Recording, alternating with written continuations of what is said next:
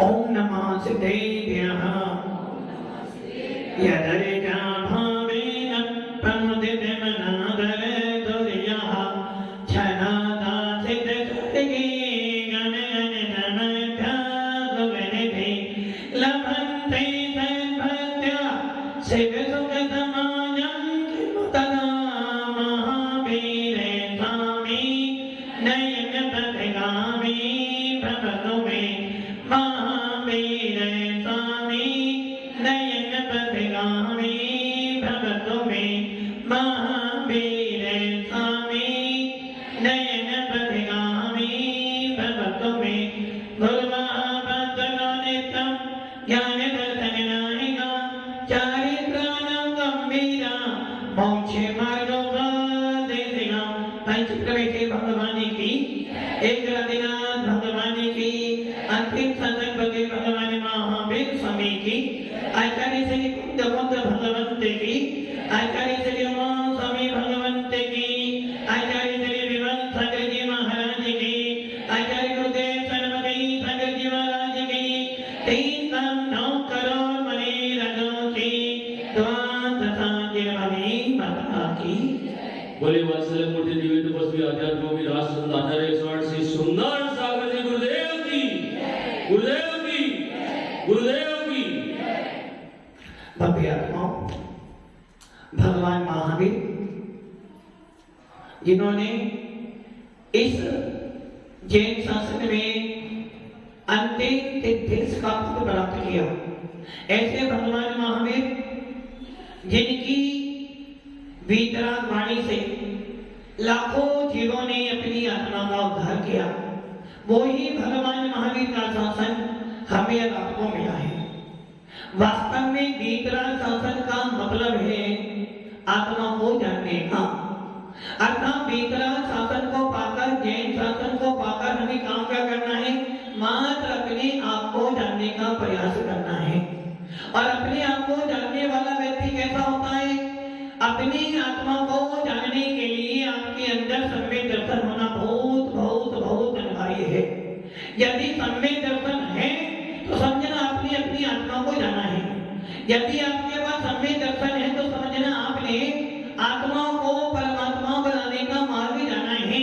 और यदि आपको सम्यक दर्शन है तो कहीं ना कहीं आपके मन में ये भाव जरूर होंगे कि मुझे भी एक दिन संयम को धारण करना है।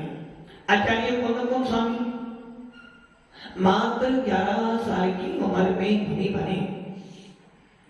ऐसी छोटी उम्र में जब वो मुनि बने होंगे, उनका भी घर परिवार तो वो जानते थे कि यदि संसार सागर से पार होना है तो संयम तो धारण करना पड़ेगा।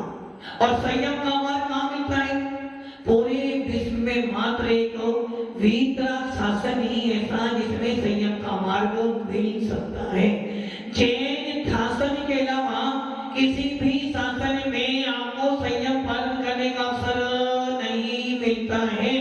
मात्र जिन शासन एक ऐसा है जिसके अंदर आप 5वां 7वां गुण स्थान प्राप्त कर सकते हो, या ये कह दें जैन शासन के अलावा कोई ये भी नहीं जानता होगा कि आत्मा अविनाशी है।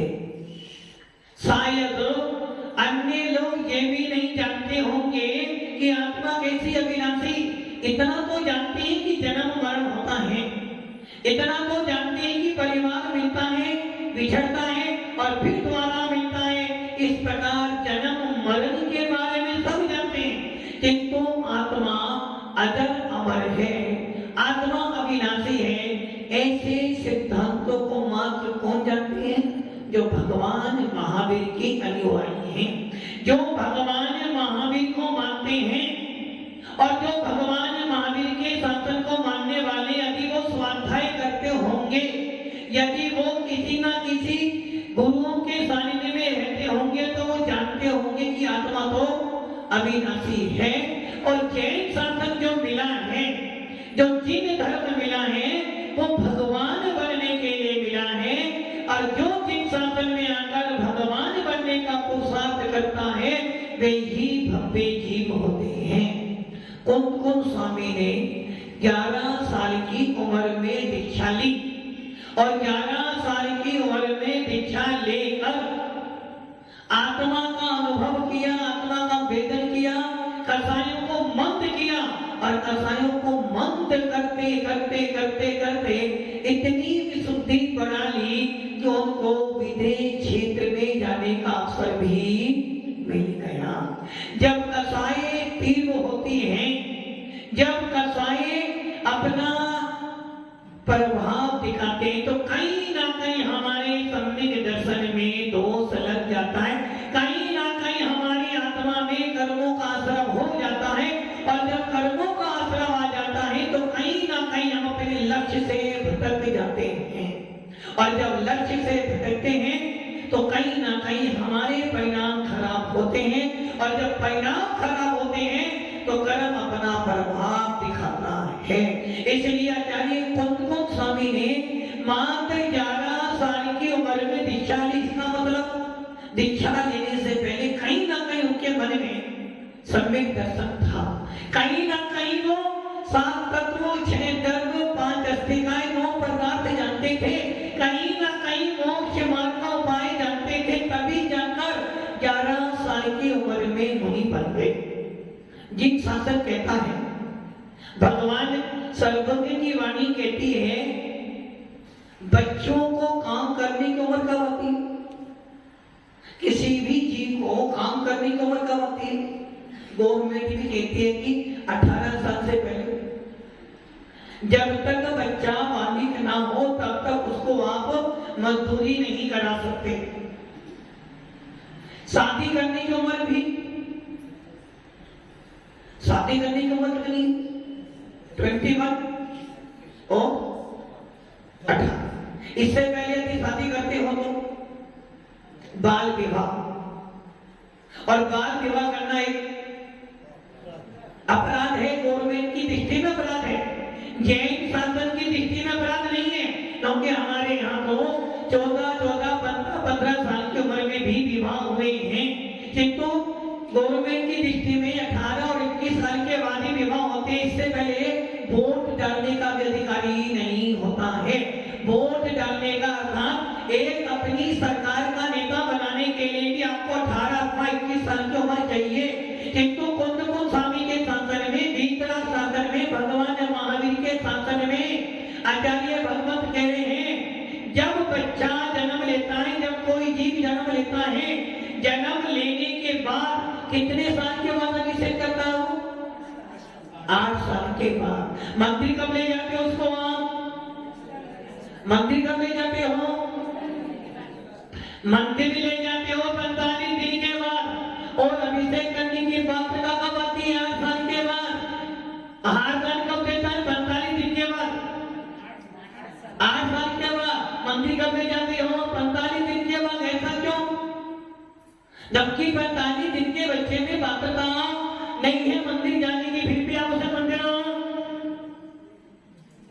और महाराज जी को आहार देना हो, अभिषेक करना हो तो 8 साल के बाद, और मंदिर कब से ले जाओ? 45 दिन से लेकर जब तक वो 8 साल का हो, तो प्रतिदिन उसे मंदिर ले जाते हो। इसका मतलब क्या हुआ कि आपके अंदर पात्रता कब आई अभिषेक करने की? 8 साल के बाद।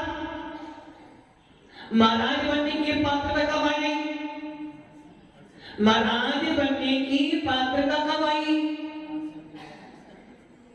और शादी करने की पात्रता भी।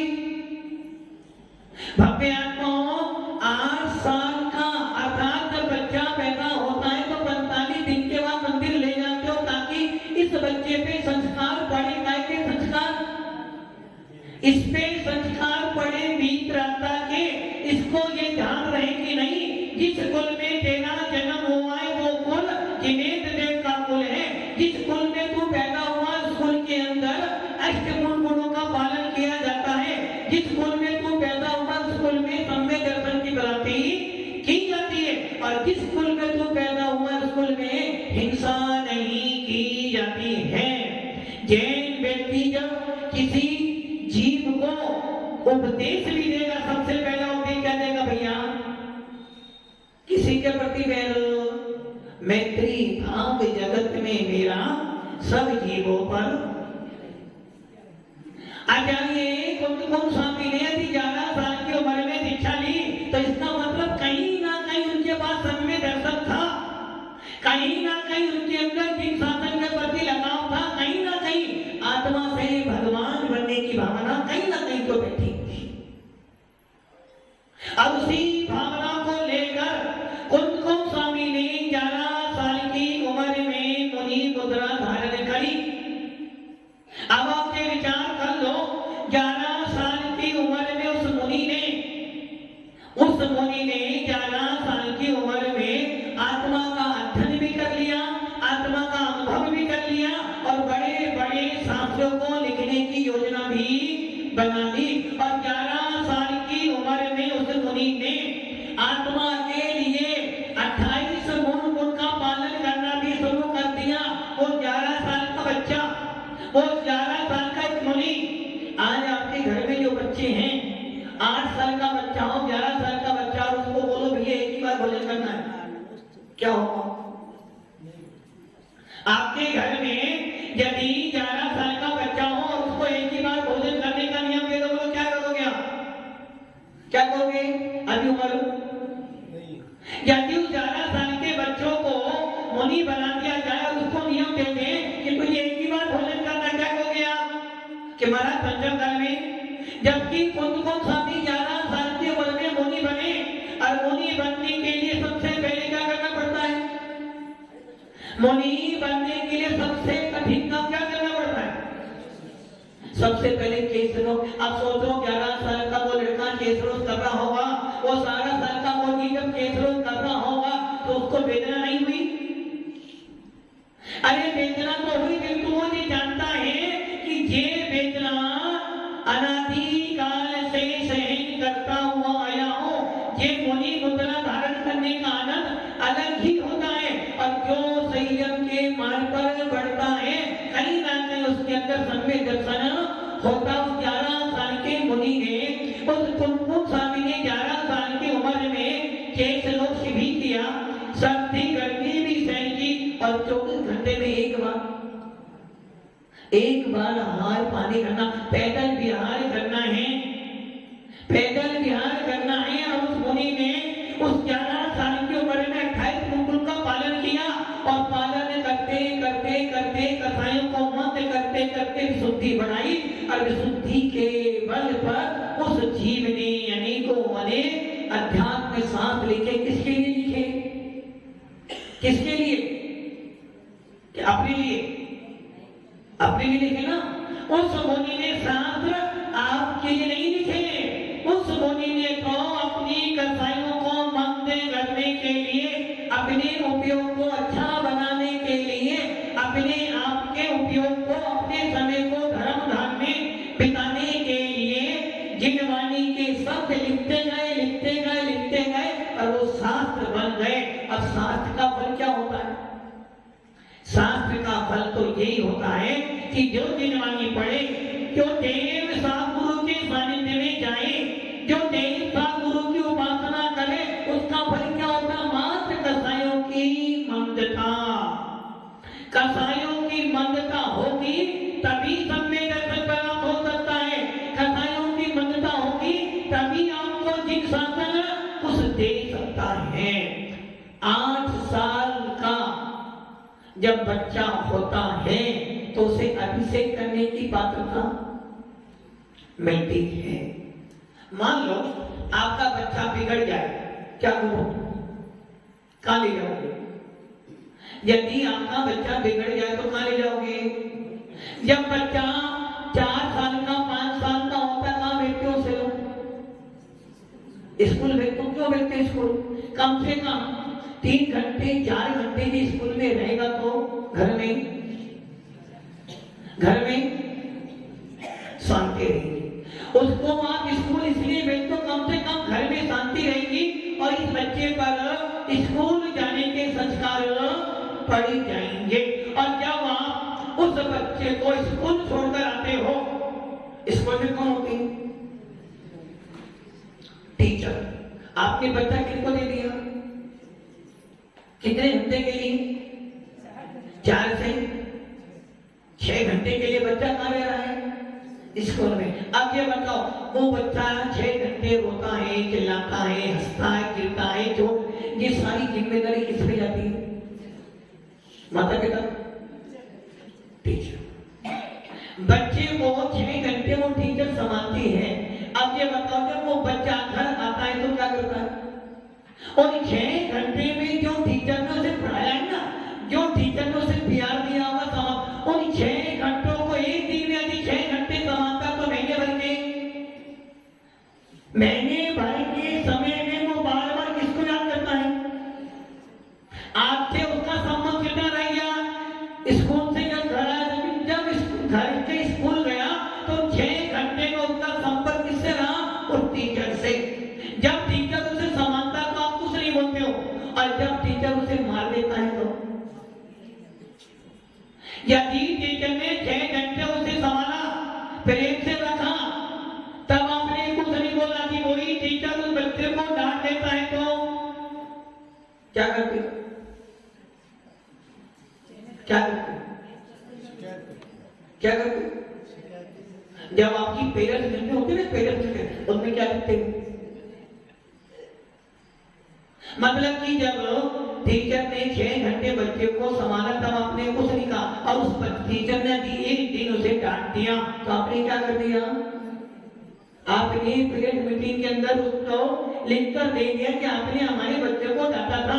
मतलब कि आप अपने घर में बच्चों को 18 घंटे रखते हो, मारते हो, पीटते हो, तो आपके ऊपर कोई नहीं बोलता। टीचर ने 6 घंटे में जब उसे संभाला तब आपने नहीं बोला।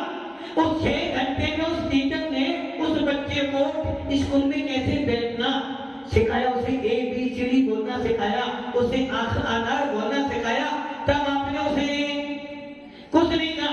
वो बच्चा स्कूल नहीं जाता था, किताब नहीं खोलता था, उस टीचर ने उसे ये सिखाया कि कैसे स्कूल में बैठना, उसके संस्कार डाले, आपने कुछ नहीं बोला। और अभी उसी टीचर ने उसी मैडम ने भले वो क्लास आपकी LKG UKG की हो, और अभी उसमें उसने उस टीचर ने उसे डांट दिया तो आप दूसरे दिन क्या लेकर पहुंच जाएंगे? आप दूसरे दिन शिकायत करने के लिए चले गए कि आपने मेरे बच्चे को डांटा, किंतु जब बच्चे को उसने 6 घंटे संभाला, उसमें संस्कार डाले, तब आपने मतलब कि 4-5 साल का बच्चा स्कूल जाता है, संस्कार प्राप्त करता है कि आगे इसकी लाइफ सेट हो जाए।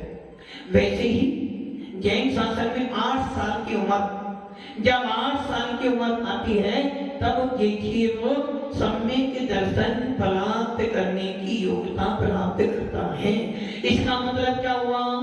अभी कोई बच्चा 4 साल का, 5 साल का, 6 साल का, 7 साल का है, उसमें सम्यक दर्शन प्राप्त करने की योग्यता तो है, किंतु प्राप्त नहीं कर सकता। जब वो 8 साल का होता है तब जाकर उसमें सम्यक दर्शन का बीज उत्पत्ति होती है। 8 साल से पहले मनुष्य गति में सम्यक दर्शन की प्राप्ति नहीं हो सकती, और 8 साल का वो जीव मुनि बन सकता है, क्योंकि 8 साल में उसे तत्वों को समझने की बुद्धि आ जाती है। अब आप ये विचार करो, कुंदन को 11 साल में मुनि बनाया गया। इस 11 साल के मुनि बनाने में किसने बोला कि तुम मुनि बनो? किसने तो बोला हुआ ना।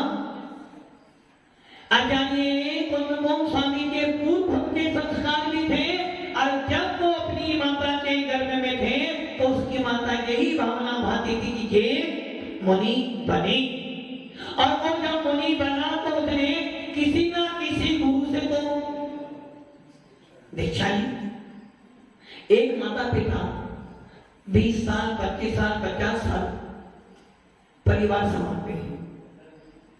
एक माता पिता अपनी पूरी जीवन की कमाई कहां पर लगाते हैं? फिर देखिए, आपने अपने पूरे जीवन की कमाई किस पे लगाई? आपने अपने पूरे जीवन की कमाई किस पे लगाई?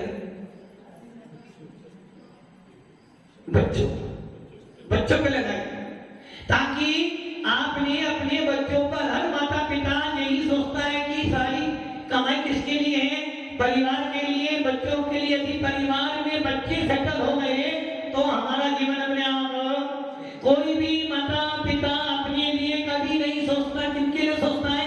बच्चों के लिए। बच्चे एक बार सेटल हो जाए, सेटल मतलब अच्छी पढ़ाई और अच्छी नौकरी, अच्छी पढ़ाई अच्छी नौकरी और उसके बाद एक अच्छी सी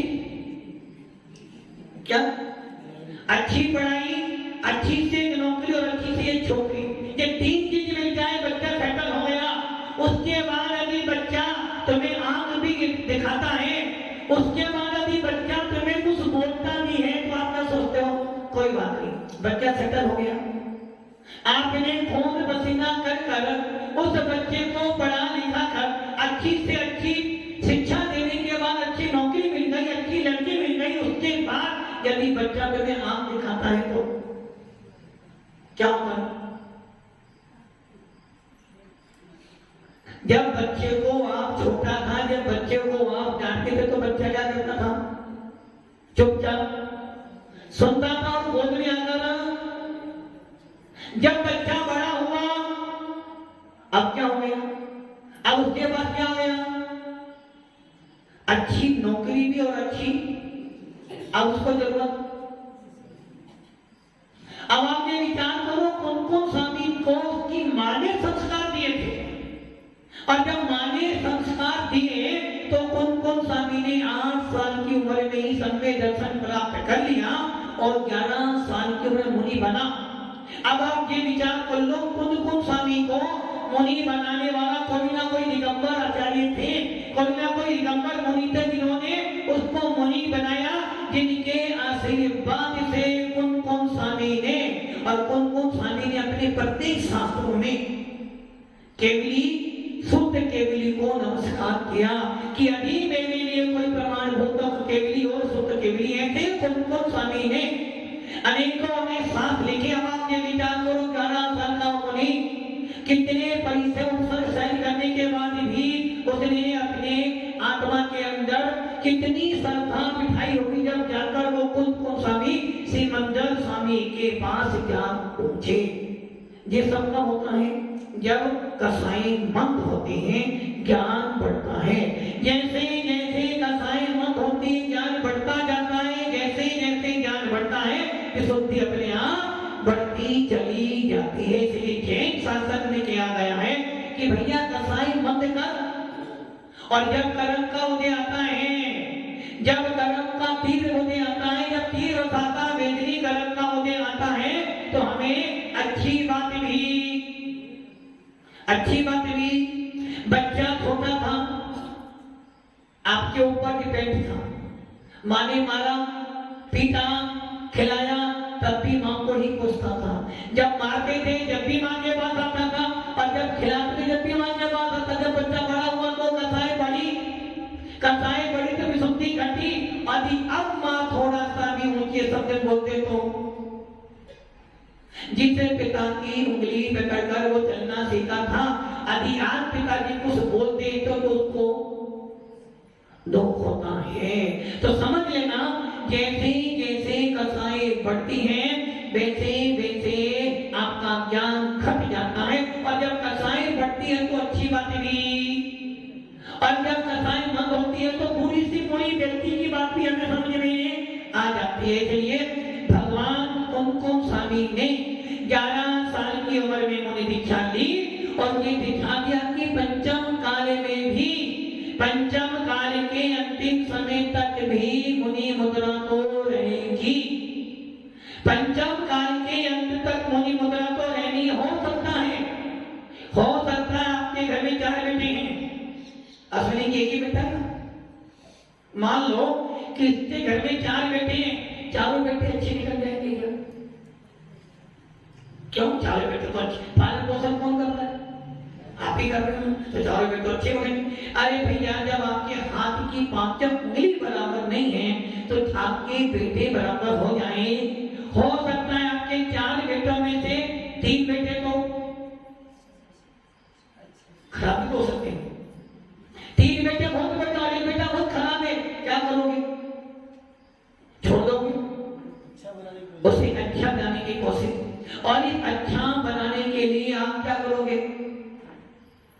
प्यार से भी करोगे, डांटोगे भी, मारोगे भी, धमकाओगे भी, हर प्रकार ताकि वो बच्चा अच्छा ताकि यदि बच्चा वो अच्छा बन जाएगा तो अपने पैरों पर, और जब अपने पैरों पे खड़ा हो जाएगा तो उसको आपकी जरूरत। ऐसे ही कुंद स्वामी कहने पंचम काल तक अंतिम समय तक मुनि मुद्रा रहेगी, किंतु सभी मुनि एक जैसे हो जाएंगे। ये 3 काल में होने वाला।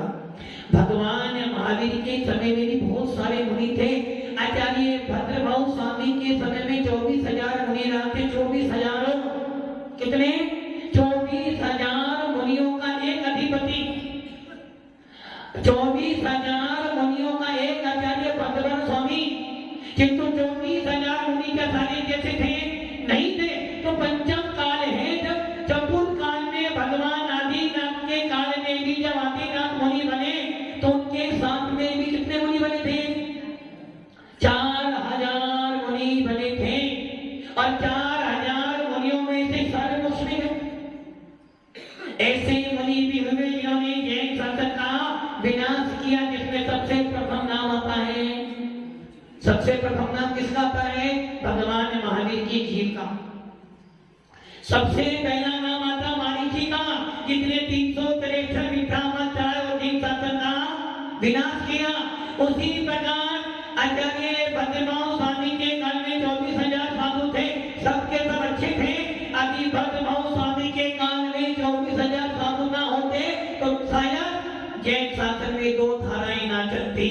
एक धारा निर्गंथों की और एक धारा वस्त्र धारण की। एक धारा तो हो गई निर्गंथ मोक्ष मार्ग की, दूसरी धारा स्त्रियों को भी मोक्ष होता है।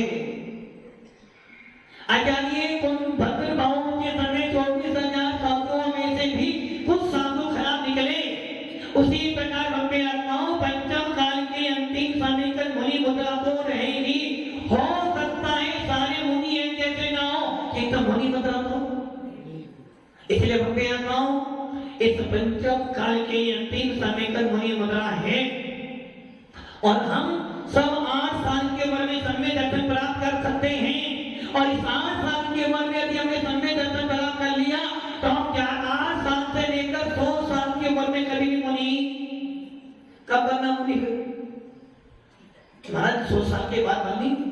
भव्य आत्माओं यदि सम्य दर्शन प्राप्त किया है तो ये ध्यान रख लेना, मुनि बनना तो है, किंतु मुनि बनने से पहले, संयम के मार्ग पर आने से पहले, महाभक्तियों के मार्ग पर आने से पहले, सबसे पहले हमारी कथाएं बंद हो, सम्य दर्शन मजबूत हो और देर साथ गुरु के प्रति अटूट श्रद्धा हो, तब जाकर हमारा मोक्ष मार्ग अच्छा होता है। हम सब भी अपना मोक्ष मार्ग अच्छा बनाएं, सम्य दर्शन प्राप्त करें। ओम नमः